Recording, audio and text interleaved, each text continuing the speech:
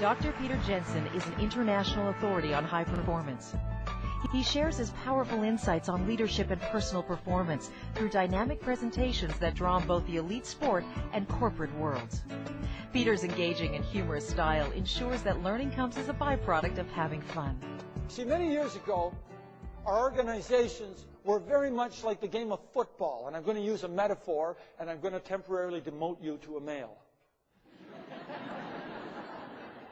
In football, we have men, because the game is played by men. Women only get stuck in supportive roles, as they did in industry for many, many years. Now, in football, these men are standing around in the field. What are they waiting for? Help me out. What are they waiting for? Not the ball. Someone to call the play. Or as a woman said the other day, direction. They're men. Okay? So they're waiting for direction. Now, direction comes in one of three ways. Sometimes the quarterback, the leader on the field, has an actual speaker installed in his helmet. And he hears the coach say, call this play. In another instance, he turns to the sidelines and looks, and a series of hand signals, semaphore, tell him what to do. In a third instance, someone trots in and replaces someone and says, here's what the coach wants us to do. Now, do we want any creativity out of Corey here? Do we want Corey thinking out of the box? Do we want Corey saying, whoa, just a minute. I got a heck of a lot better idea than that. I mean, are they totally out of touch at headquarters with what we're doing out here on the field? No, I want him to do it the way it's diagrammed. See, football is about doing things right. There's centralized decision-making, very little flexibility, and very, very clearly defined roles. This is your job. This is the whole nature of it. It's very simplistic. Right? Now, the play's over. No one knows what we're doing next. Nobody. Right? This is information on a need-to-know basis. And by the way, it also has something else we used to have. Time. Long planning periods, short action period. Lots of planning, then we act the game. You see, this game is about doing things right. We film people. We sit them down on Monday morning. We show them everywhere they made mistakes. We don't play this game anymore. We play a game like basketball. And in basketball, which has always been played by men and women ever since its invention, you get the very best people you can get. But the roles are constantly changing. Who makes the decisions in basketball? Who makes the decisions? People on the court. The players make the decisions. Hopefully within the confines of our strategy. Here, we need people committed to two things. Being the very best that they can be and to carrying out our strategy. You see, here, information is power over people.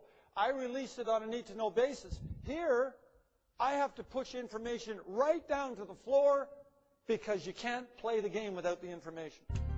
Peter is a top-rated instructor at Canada's Queen's School of Business, where he teaches in 6 executive education and degree programs, including the Queen's MBA, ranked the #1 MBA outside of the United States in 2004 by Businessweek magazine. Robert Fritz, the musician and composer, captured this beautifully. He talked about the roads in Boston. He said, if you go to Boston, you find the roads go everywhere. And that's because they were designed by cattle. You know, hundreds of years ago, cattle walked the hills that were to become Boston. And in grazing on the terrain, cattle always take the path of least resistance, the easiest way. And so the cattle paths became the trails, and the dirt roads and the gravel roads, and a few of them got paved and became the streets of Boston. And he said, you know, the only way to change what's on the surface, the roads, you have to first go underneath and change the supporting structure. If you don't blast out the hill, if you don't fill in the valley, then the easiest path stays right where it always has been. He said, we're the same way. The only way to change what we do out here in the world, our behaviors, in this instance, our coaching and leadership behaviors, is first of all go inside and change the beliefs that support the behaviors. If you don't change the beliefs, you can't change the behaviors. Last time we saw him, it just made us realize that we are going to the Olympics. Because we're in it every day, and we talk about it every day. It seems like, okay, I'm going to the Olympics. It's just like, okay, I'm going to the grocery store finally. And sometimes we forget. And not only to say it, but to feel it inside. And it was so good. Like, he finished to speak, and we all had goosebumps, and I had tears in my eyes, and we just look at each other and it's like, we're going to the Olympics. Peter's involvement with elite-level sport has been long and diverse. He has been to 5 Olympic Games with the Canadian team and has helped 20 Olympic medalists, as well as numerous professional and world-class athletes, perform at their best under intense pressure. In the athletic arena, where success is often fleeting, Peter has been a constant. Peter's sports experience makes his speeches highly memorable, as he draws on a wealth of relevant and exciting stories to make his concepts real. For 10 years, I had a tennis school in Toronto called the Toronto Tennis School. And one of the things that you say a lot of when you teach tennis is, watch the ball, watch the ball, watch the ball. And I had the good fortune to attend a clinic with Timothy Galloway, who wrote many years ago a book called The Inner Game of Tennis, and I changed forever how I taught tennis as a result of that workshop. Instead of telling people to watch the ball, I started asking questions about the ball. Questions like this. How high is the ball as it's coming over the net? What type of ball are you hitting? Look at the balls here. We got Slazengers, we got Dunlops. Yellow, the kind you're hitting. Which way is the ball spinning when it hits the ground? Is it coming towards you? We call that topspin. If it's backing up, we call it backspin. Can you see the fuzz of the tennis ball penetrating the strings of your racket as you strike the ball? What do you have to do to answer these questions? You have to watch the ball in a way you have never watched balls before in your life. It is not the command, watch the ball, that focuses the attention. It's the question. Peter has appeared on CBC, CBS, ABC, and CTV to discuss both sports and business-related issues. Sports psychology has done the opposite. It's gone to the opposite end of the continuum. It said, what have elite performers done on the inside to perform so well on the outside? And by examining the mindsets of these people, we have learned a ton. And not just in sport, by the way. There are exceptional cancer patients. There are people who have a tremendous ability to harness their inner resources, who have greater resiliency. And in examining what these people do and transferring those to sport, we've learned a ton. And the other thing about sport, because these are really lifetime skills, the other thing about sport is it's the perfect laboratory, because everything is so easily measured. You know, the high jumper can tell you to 2 centimeters how her day is going. Like, we don't have that kind of clarity in life. And so when I make an intervention and an athlete tries it out, we know right away whether it worked or not and whether it might be a benefit to other people. Peter has been widely quoted in an array of print media. He is the author of the best-selling book, The Inside Edge, as well as several audio programs on coaching and personal high performance. He is also the founder of Performance Coaching Incorporated, one of Canada's most highly respected corporate training firms. Peter's speeches and seminars have helped many of the world's biggest and best-run companies across numerous sectors. In fact, 13 Fortune 100 companies have benefited from Peter's expertise.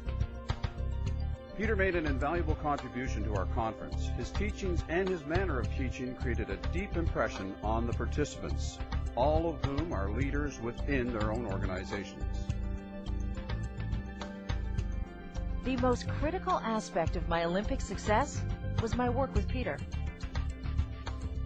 Peter is a unique presenter, able to entertain, teach, and inspire simultaneously.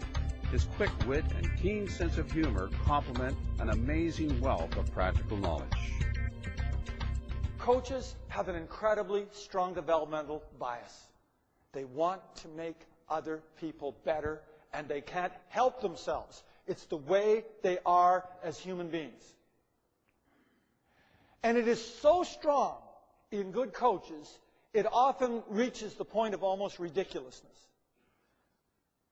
You see, I had some managers that did not want me to be as good as they are. I never had a coach that didn't want me to be better. See, coaching is about personal contact. It's about the awesome power of personal attention. I think one of the reasons that coaching is emerging as the dominant management style right now is because of the technological walls that we are building between people. The email, the voicemail, etc. I think people are thirsting for face-to-face contact, and that's where things happen. The fact of the matter is, people want to know how much you care before they care how much you know. Peter consistently leaves audiences inspired and eager to use what they have learned. His depth of understanding of human performance and the humorous, exciting, and accessible way in which he speaks ensures that your event will be both relevant and memorable.